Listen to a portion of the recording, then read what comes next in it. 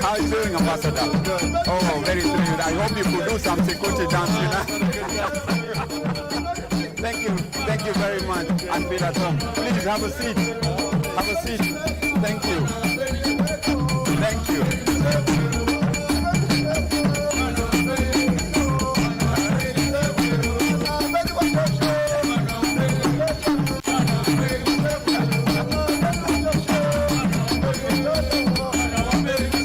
Thank you very much.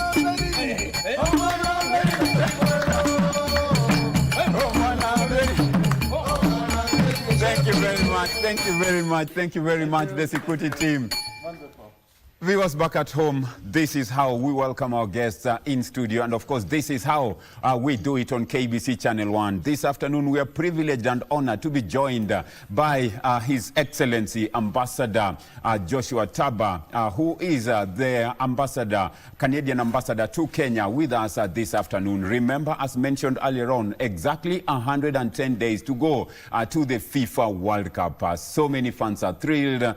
Everyone is waiting for that moment. The question is, who will it be this time round? Let's take the opportunity to welcome our guest this afternoon. First and foremost, Ambassador Joshua Tabah. It's fantastic to have you in studio with us this afternoon. Welcome. And of course, fans across every corner of the world are looking forward and excited about the FIFA World Cup. As the ambassador who is helping put this together, we are thrilled to have you in studio this afternoon. Good afternoon and welcome. Good afternoon. It's great to be here. I'm a big fan of the show, and I love talking sports, and so it's a great opportunity for me. Thank you. Oh, thank you very much. First and foremost, even before we dive in, let's just get it. I mean, when it comes to sports, are you a casual fan? Are you a die-hard supporter? Or are you just in between there? So if this is casual and this is die-hard, I'm over here. Oh, and so, sports have always been a really big part of my life. I did a lot of sporting things when I was young. My family does a lot of sports now. For me, it was always important to be active, a healthy body, a healthy mind. Recently, though, I've come to appreciate even more that sports brings people together in a way that other things don't. And so I love sports not just to practice or to watch them, but I'm a die-hard fan because of how communities can come together and play hard and play competitively, but then shake hands at the end. Shake hands at the end. On a lighter note, as a die-hard fan, would you prefer penalty shootout or an extra time game done?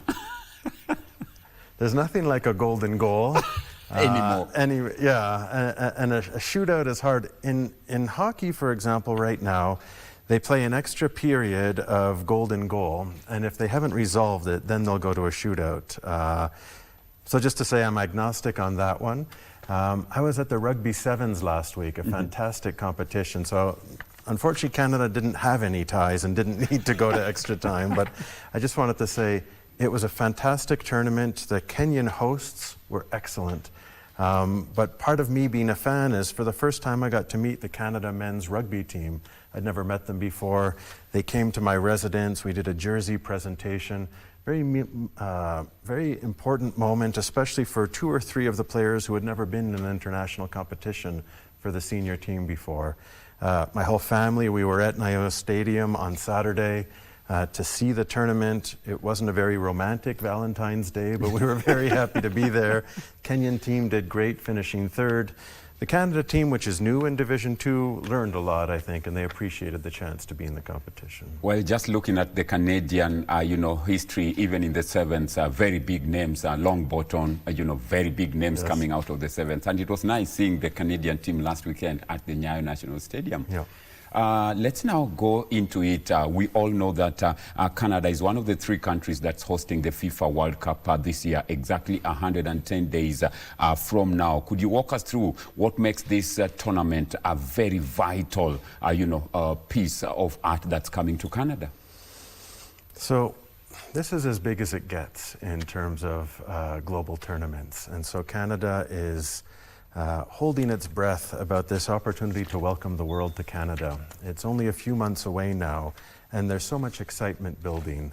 We're very thrilled to be able to host games in 2 of our cities, And this World Cup is different. This is the first time we've ever had a World Cup take place in 3 countries, and so it brings North America closer together. This is also the tournament where the World Cup will go through a major expansion and go from 32 teams to 48 teams and to over 100 different matches. And so it's going to be a massive tournament. It required more than one country to deliver it, and Canada's so excited to be a part of it this time. And as we talk about, Canada and hosting this, we know the Winter Games are currently going on, coming to an end tomorrow. A lot that can be learned from the games that are going on. What would you say are some of the big lessons that maybe Canada has picked up from the ongoing games that can be carried forward to the FIFA World Cup?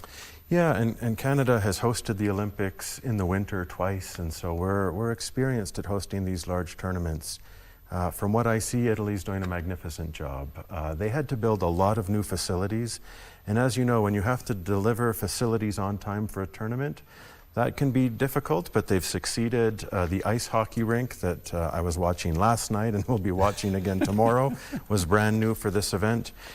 Because Canada has hosted so many tournaments, we've learned to start that construction very early, and for the World Cup, we're not building any new facilities. And so that's one of our lessons learned, was making sure that we had the facilities in place to be able to really maximize the hosting and also maximize the economic benefits from a tournament like this. And as you look at the state of preparedness, Canada is not putting up any facilities, new facilities, because the facilities are there as a result of the major tournaments you've hosted. How ready are they as at now? Well, we couldn't host the tournament now because the grounds are covered with snow. But once that snow melts, we will be ready to go. And so the tournaments are there, they're ready. These are tournaments used in our national leagues, the stadiums, I mean. And so there's still a lot of infrastructure being put in place to make sure we can successfully host the hundreds of thousands of visitors that we're expecting to have. But we're ready for that. Well, just looking at, some of what we can expect into the FIFA World Cup. Let's talk about the culture. Kenya is known of nyama choma and stuff. What kind of culture can the fans that are coming to Canada expect to find when they get to Canada? One of the great things about the World Cup is it brings the countries of the world together. Canada already brings the countries of the world together, and so you'll see in Canada's multicultural population, every country in the world is represented. And so in some ways what we already have in Canada is so nicely aligned with the spirit and vision of the World Cup about bringing people around the world together. And so when people go to Toronto, they will see one of the world's great multicultural cities. They'll be able to go to any neighborhood they want and experience restaurants and food from those countries or any others. You can go to a Kenyan restaurant or an Uzbekistan restaurant or, of course, a Uruguayan restaurant. And so the players and their fans will have their own communities supporting them. Now, Toronto is also famous for its sporting culture. It's home to the Toronto Maple Leafs, who just won the American League and the Baseball Association, the Toronto Raptors, who have recently won a title in the National Basketball Association, and of course the Toronto Maple Leafs, which are one of the great original teams for ice hockey. It also hosts the Hockey Hall of Fame, and so for visitors to Toronto, they can get their full and more of international sporting events. Now, Vancouver is special. It, for example, is also not just multicultural, but more than half of the residents of Vancouver have a first language other than English or French. And so it just shows it's really a place where the world has gathered to live and to work and to thrive. It's on the coast, and so you can experience the sea, but it also has mountains. And so everyone who goes to Vancouver for this tournament has to get to the coast and experience the beaches and get up into the mountains, and it's a wonderful setting. And then, of course, there's wonderful food. Everything's very fresh and natural during the summer months in June and July. We only have one harvest season and one planting season, and so people can expect an abundance of just wonderful fresh things and people living outside during these months. And as we do this, let's talk about, those who are planning to travel. I mean, there are those visa requirements that are requested. Are you working in collaboration maybe with the other 3 countries, 2 countries, that's America and of course Mexico, to just make it easy for those who are planning to travel? Yeah, fantastic. Let me really underline this point. It's the key thing I want your audience to understand. Having a ticket does not guarantee entry. And so anybody with a ticket or anyone who just wants to travel to Canada to be part of this exciting vibe and to be on the ground still needs to get a visa. And so it's very important if people are planning to travel to Canada and they don't have a visa, now is the time to apply to get one. All the information is on our websites. It's freely available. Make sure that you complete the applications well, and then we'll be able to process them in time. And so this is a priority for us. For anyone who wants to be in Canada to experience the World Cup, we want to be able to support that. Mexico and the United States have their own visa processes. There is no master visa that covers all 3 countries, and so some people who might want to go to all 3 might need to apply 3 times. So the World Cup is important, but it doesn't overcome national legislation and requirements. And so if you want to go to Canada and you're from Kenya, you need a Canadian visa, apply now. Make sure you apply carefully and watch out for scams. We can talk more about that. Yeah, sure. Now that you've brought it up, how is Canada, addressing the issue of fraudulent actors who are trying to take advantage and maybe, just go out there and take advantage of those who are not aware about the rules? Yeah. What is supposed to be done in terms of acquiring a valid visa? So we've seen 2 kinds of scams already. One type is where scammers are offering fake work visas if people pay them some money. That's not true, don't do it. The other is scammers are offering people a guaranteed visa to 1 country or 3 countries if they pay some money. Again, that's a scam, don't do it.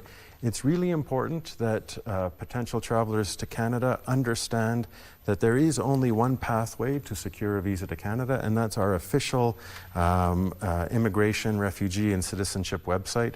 Your audience can go to canada.ca, and that'll take them to any sites that they need. They have to watch out for scammers because they're very clever. They build websites that look legitimate. They'll use branding that looks legitimate. But if it's not canada.ca from a website, it's going to be a scam. If you're required to pay anything that's going to give you a guaranteed access, that's almost certainly a scam. We caution people not to use agents who are promising too much. Complete the application yourself, do so honestly. That's your best chance of getting accepted. And if you have any doubts, there's some things that we encourage people to look out for. Government of Canada will never reach out to people on social media. We'll never write to people on WhatsApp asking for personal information. That's going to be a scam if it happens. So watch out for those fake websites, that fake outreach, and anything else. If it looks like it's too good to be true, it probably is. You just have to follow the regular process. But obviously we have the dedicated processing power to make sure that those who want to get to this tournament and apply legally and completely will get a decision in time. Are there any efforts to work with the Kenya government to address these issues surrounding immigration?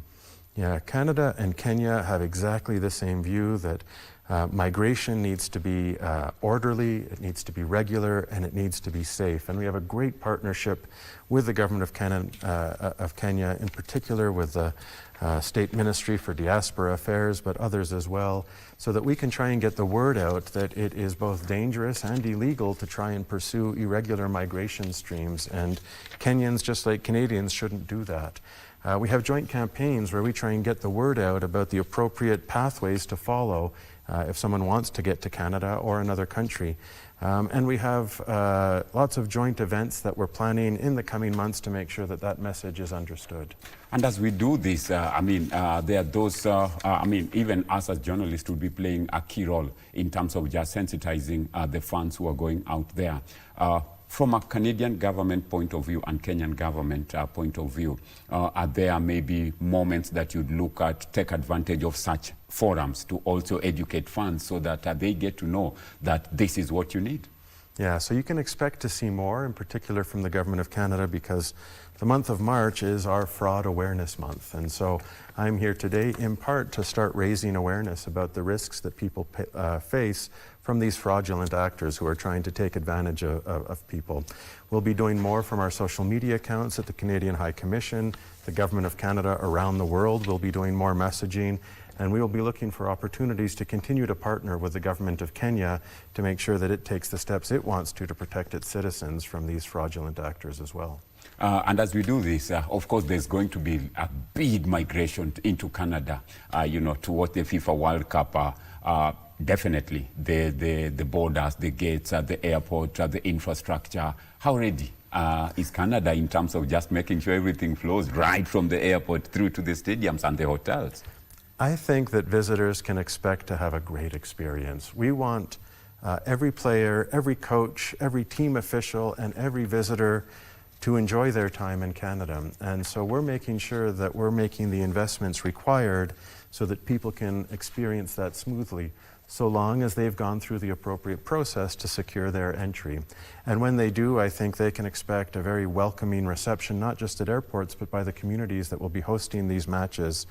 For us, this is a way of showing people not just the best of Canada as a sporting nation, but also as a place to come and do business. Canada has a lot to offer the world, and people want to work and to travel to Canada because of those opportunities. We have safe, high-tech, clean cities. We have a highly educated workforce. We have great natural resources, and so it's a great place to come and see a game and maybe think about business too. And so we know that this will strengthen not just sporting ties, but also economic and commercial ties, and that's a win-win on both sides. As we talk about, win across Your Excellency, the Ambassador, on a light note, if Canada was to score a goal, would you prefer celebrating in the VIP box or in the fan zone where the action is? So when it comes to me as a fan, I don't know about you, but it's getting harder and harder to watch matches with other people because I get very passionate. And so my favorite is just to be able to focus on a screen myself so that no one else is looking at my reaction, because I'm high and low with every single moment of the game. Last night, Canada won its semi-final ice hockey match, and we had a viewing party outside at someone's house. And we're all screaming and yelling and falling off our chairs because we can't control ourselves. Now, I won't be at a World Cup match. I don't have access to those tickets. I'm just a regular Canadian citizen when I cross back. So I'm going to be watching with my family, with friends, at a screen, just like I think most Kenyans are going to be consuming this, hopefully through a KBC television broadcast. And yeah, I'm going to live and die. Now, Canada is going to score a goal. I hope we're going to score many goals. We've never won a match in the World Cup, though, and so my hope is not only that we score lots of goals, but we win a couple of those first matches and maybe make it out of that knockout round-robin phase and get into the first round of the playoffs. We've got a difficult group in Group B, but we're looking for our first win this tournament. In a very tense game, assuming Canada is playing and things are not going your way during halftime, what snack would you go for? Coffee or something else? It might be something a little stronger than coffee, I'll be honest. I usually look for food that isn't good for me and drinks that aren't good for me when I'm snacking and I'm nervous like that. And I know some of your viewers and audience members probably have the same experience.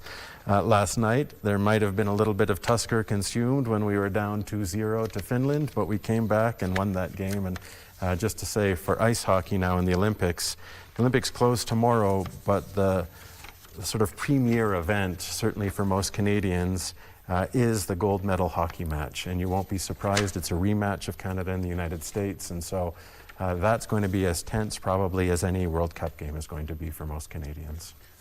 Interesting, because as you talk about, the Canadians out there, we all understand and know very well Andre Grace, from athletics, a very good sprinter. Then, of course, we have Wayne Gretzky from hockey, and Canada is very well known for ice hockey and stuff. Are we likely to see some very big names coming out of this FIFA World Cup from a Canadian point? Very big names coming in, though. Yeah, our men's team right now is ranked about 29th in the world, which is the highest we've ever been. And so we've made real investment in the team, and it's been growing in capability.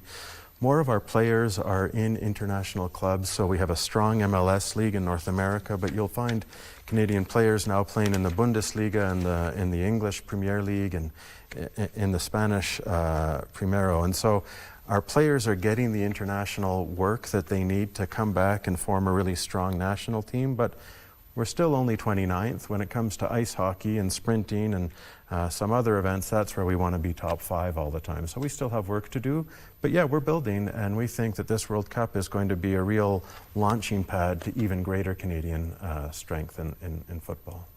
Well, interesting because we are looking forward to a World Cup that many, and of course many Canadians will be hoping that at least that win finally comes through. Last weekend during the HSBC Sevens, we witnessed a lot from the Canadian fighting spirit, you know, the never say die attitude. Is that what we are likely to see with the Canadian team, hoping that now that they are hosting, they can at least get something to make everybody cheer around the country? Yeah, there's a special opportunity, but also a burden when you're the host nation. I think the Kenyan rugby team felt that last weekend. I saw how passionate the fans were in the stadium, going crazy, screaming and yelling, and you could see how the Kenyan team was responding to that. I think there was about 20 of us cheering for the Canadian team, and so they did their best, but they weren't at home. When the men's team at the World Cup plays at home in this tournament for the first time, they'll feel the support from a whole country behind them. And it is never say die, but you'll also find Canadians play by the rules. We play clean, we play hard, and we play to the end of the whistle, but there won't be any funny business. And frankly, that's how Canada likes to relate on all levels, whether that's sporting or international relations. We play by the rules, we play hard, but we like a transparent set of rules that everybody has equal access to and can thrive in, and sports is a great example of that. Well, sports are always a unifying factor across the world and in everything we do. Remember, it's exactly 110 days to go for the FIFA World Cup, this time hosted by Canada, United States of America and Mexico. 3 countries gearing up to welcome the entire world for the FIFA World Cup. We are going into a short commercial break. When we come back, we want to find out more in terms of what to expect. The Excellency Ambassador Joshua Tabah has just told us the culture that is out there on what Kenyans can expect. It is heavily raining in Kenya at the moment. What kind of weather are we likely to experience when we get to Canada? Because we believe, God willing, we shall be in Canada. That after this short commercial break.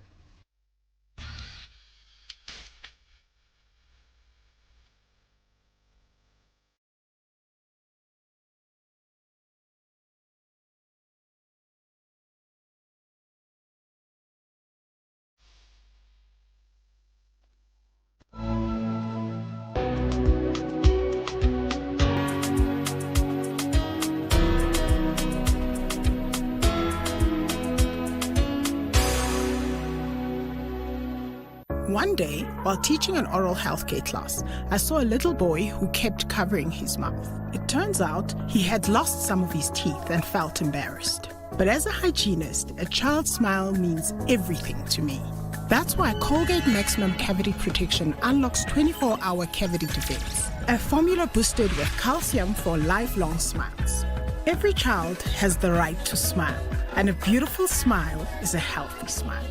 Colgate, #1 oral care brand in the world.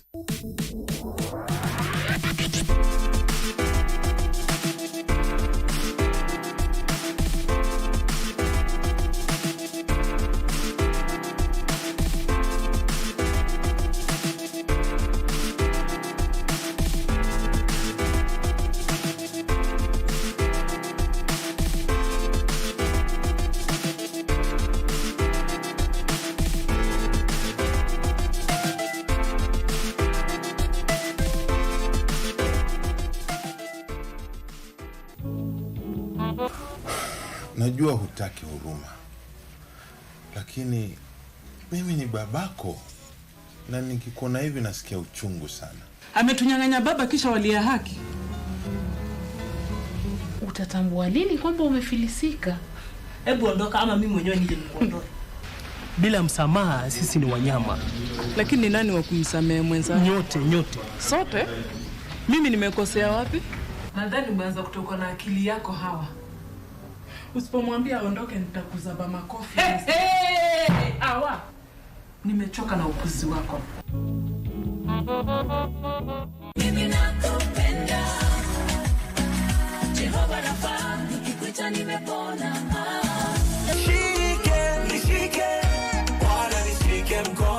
We live in a generation where we love trends, we love vibes, we love following what is happening on social media, on TikTok. What is vibe? When you hear the word vibe, what do you really think about? It's very much being in your comfort zone to me. It's a feeling that is enjoyable for you in the situation that you're in. Yes, something can feel right, can feel fun, Kenya umesema, and not be right. Yes. Whenever you find yourself questioning a specific trend, I think that's your conscience telling you this is not right.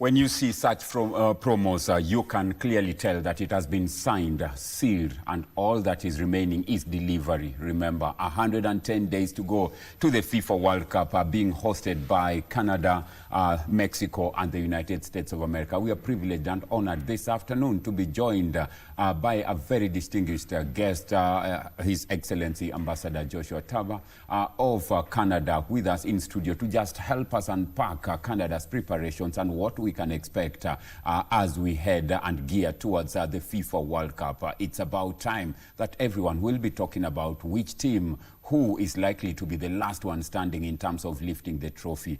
Those who are hoping that Canada will be hosting, and it might just be Canada's time. We are all praying, and may the best team carry the day, after the end of the championship. Your Excellency, first and foremost, you've been in Kenya less than a year. How has the stay been so far? It's been fantastic. My family and I, we love East Africa, and we really love Kenya. This is where we wanted to be. And so I felt very privileged when my government asked me to serve here. It's been just under 8 months, but the Kenyan people are so warm, and the city is so magnificent. It's been very easy to settle in. And then from a sporting perspective, my kids are all involved in sports teams at their schools. They're traveling around the continent, competing. And so I get to be a sports fan cheering for them, just like I get to cheer for my national team at the Olympics or the upcoming World Cup. Now that you've been in Kenya for a year, Kenya is known as the home of champions, the Olympians, and the Kenyan athletes, the Kenyan sporting culture. Have you interacted with it? A little bit.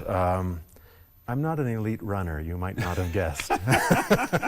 But I haven't yet been to Eldoret. I want to go and I want to see the training center and really understand better how those fantastic world-class athletes train and live, and that's something that I hope to do in the coming months.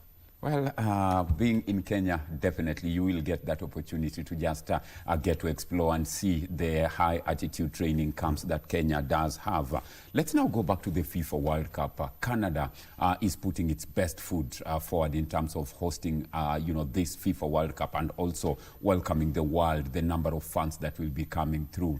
What does Canada, hope to gain after the FIFA World Cup? We've known that previous years we've seen countries hosting, then there are gains that come after the FIFA World Cup. What's Canada's hopes in terms of gains after the FIFA World Cup? Yeah, so the short term, first, this is a huge economic opportunity for Canada. I'll be very honest. We have the stadiums, we have the infrastructure in place. So we're still making a major investment of nearly $100 million to ensure that all the systems are working perfectly to welcome these hundred thousands of visitors to Canada. But we expect through our estimates that this will be an economic benefit of somewhere in the neighborhood of $3 billion for the communities that are hosting these matches. So many thousands of people coming in and spending their money on hospitality. And so these communities will prosper as a result of it. Now, We've had the opposite lesson. We continue to pay for some of the infrastructure we built for the Olympics in Montreal in 1976. And so we've now figured out how to make sure that we have multi-use infrastructure that can support international tournaments, and that way we really reap the benefits from that. And I think Kenya plans to do very much the same thing with the magnificent new stadium that it's building. It'll be for, of course, the big tournament next year, but it'll be used much more than just for that.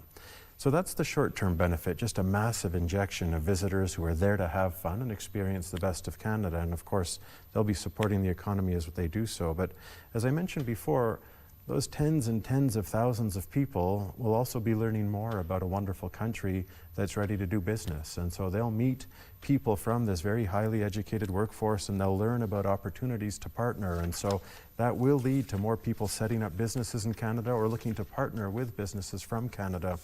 And at a time where we're all looking to do more international economic cooperation, we see this as a great opportunity. Well, we've seen some incredible stories, emerge from the Milano Cortina, Winter Olympics, which is a very, very big, event. We've also seen Kenya's own ISA competing in the same, Senior Olympics. And as we look at all these are very great moments. What can you say now that you've experienced all this? The excitement is there, the build-up is there, and I know many are just asking what next, and apparently what next is the FIFA World Cup. Yeah, it is, but just to say, before leaving the Olympics, I mentioned before how excited I am for the men's ice hockey gold medal game tomorrow. That's the pinnacle, that's the top. But let's be honest, these are all multi-million-dollar athletes competing against each other. So that's exciting, but the special thing about the Olympics is it's not just about the big and the famous, it's also about local athletes doing their best year after year to qualify and make it. And we have many of those on the Canadian team. These are the unheralded athletes who are supported by their families and their communities and are making every sacrifice to just be able to show their best to the world. Issa Laborde, Kenya's single athlete at the Winter Olympics, is a fantastic example of that. It's wonderful that Kenya has representation in the Winter Olympics. It's not the first time, but he's the one carrying the flag this time. And as a skier myself, it was wonderful to watch him compete. He improved his standing significantly. Just making it through this kind of a World Cup course is not easy, and he's done extremely well.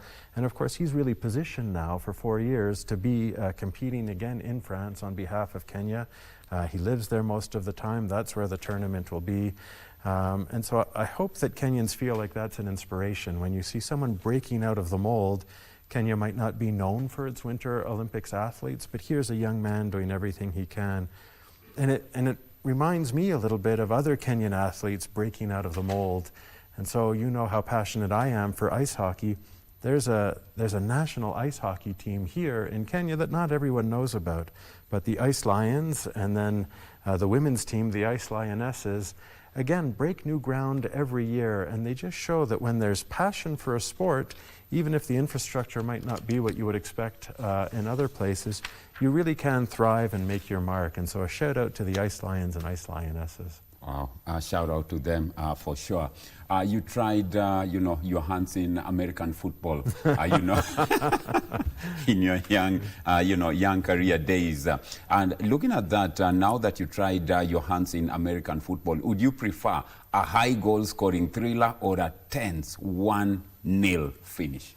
So it's a universal question about where you get satisfaction from. And I admit I do like action, and so I'll usually prefer a match with more back and forth, more scoring.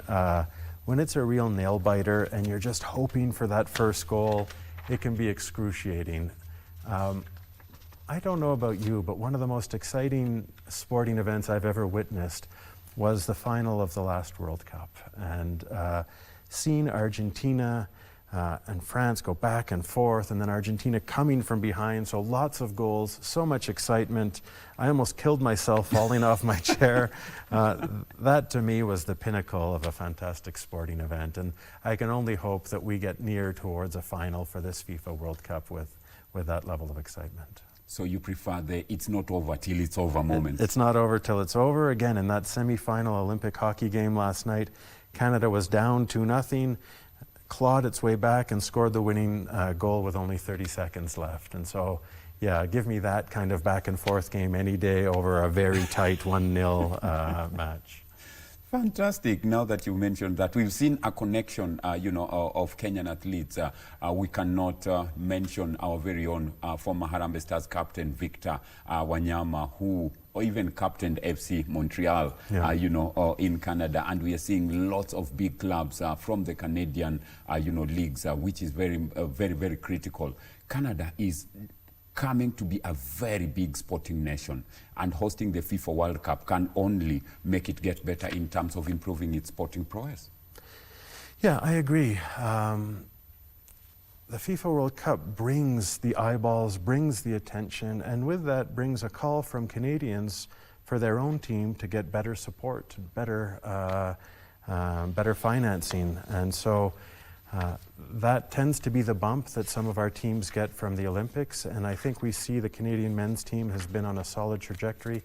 Now, our women's team has been exceptional, and Canada hosted the Women's World Cup in 2015, and so that was also a great experience in building our capacity to host a tournament of this magnitude. But for the men, up to 29, again, I won't say the sky's the limit, but they can certainly keep improving.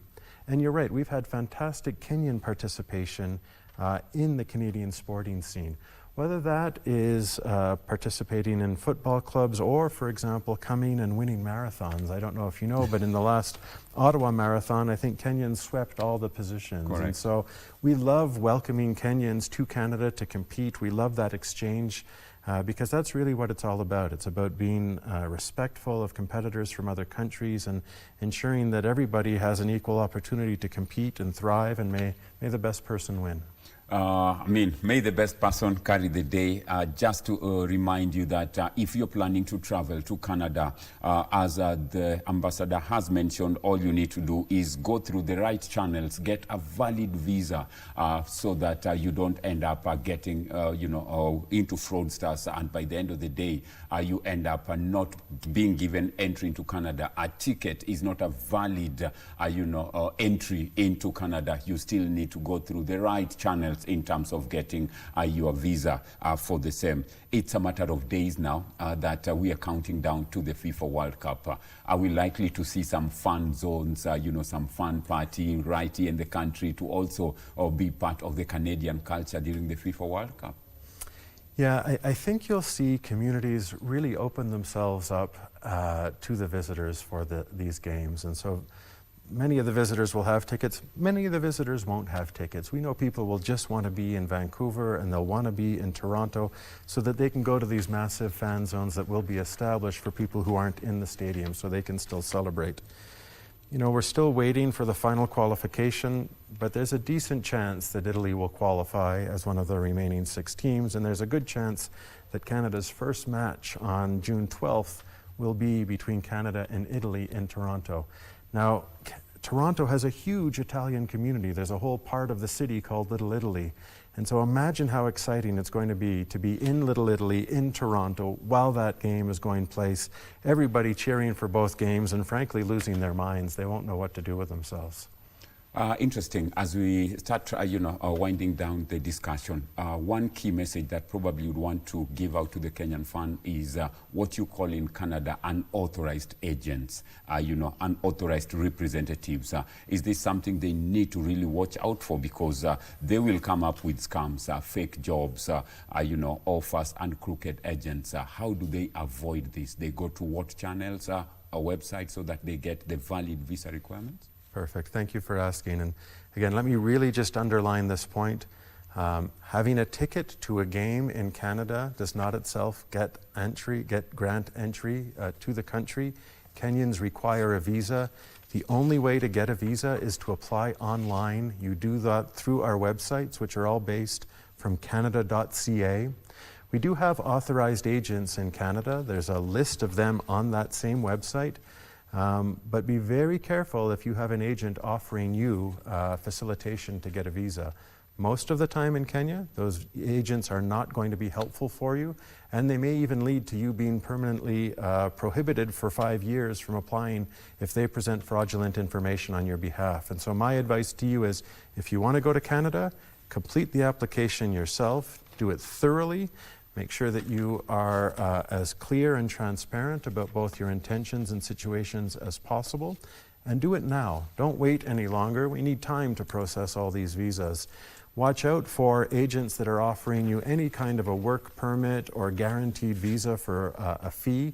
That's likely a scam. We're not building any stadiums and hiring workers for the World Cup, and so if someone's offering you that kind of a job, it's a scam. And watch out for dummy and fake websites that are meant to look like the Government of Canada but aren't actually at canada.ca, because they're almost always a scam as well.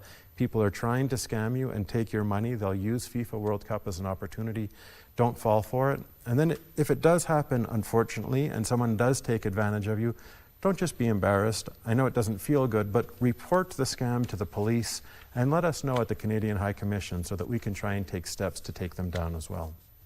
As we start, winding down this discussion, what would that one message be to the fans in terms of expectation? Now that you've clearly called out the visa requirements, the do's and don'ts, what is that message that maybe you'd give them in terms of Canada ready to host them?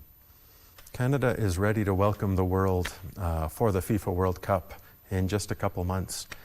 We know that fans from around the world are going to travel to Canada, and we're going to make sure that they have a fantastic time.